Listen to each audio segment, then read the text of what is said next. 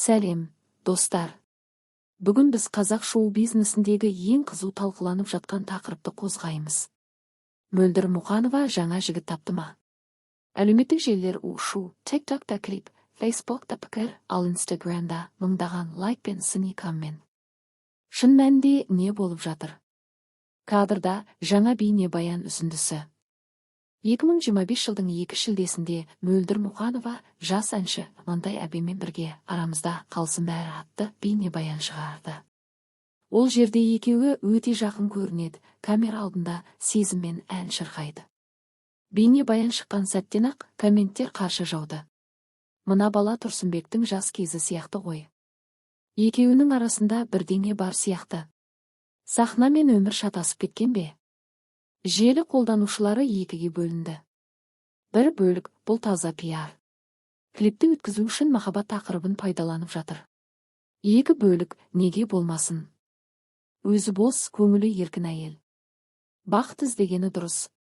Кадрда Мөлдірдің Instagram сторилері гүлмен түскен суреттері.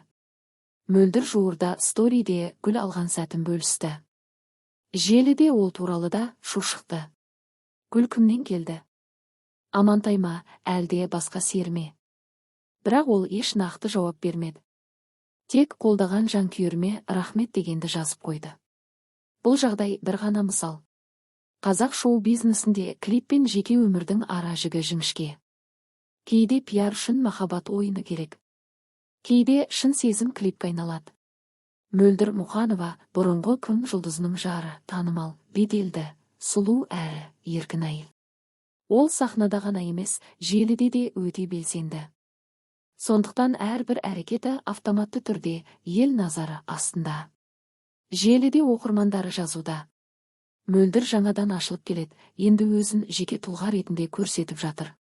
Қолдау көрсетеміз, бірақ шындықты да білгіміз келеді. Жаңа жігіт пе, жоқ па, өзі білсін, өнерін бағалаймыз. Сонымен Мөлдір Мұқанова расымен жігіт тапты ма? Нақты ешкім білмейді. Бірақ бір нәрсе анық, ол қазақ шоу-бизнесіндегі ең талқыланатын әйел. Сіз не ойлайсыз? Түсініктеме жаза кетіңіз, лайк басыңыз, каналға жазылыңыз.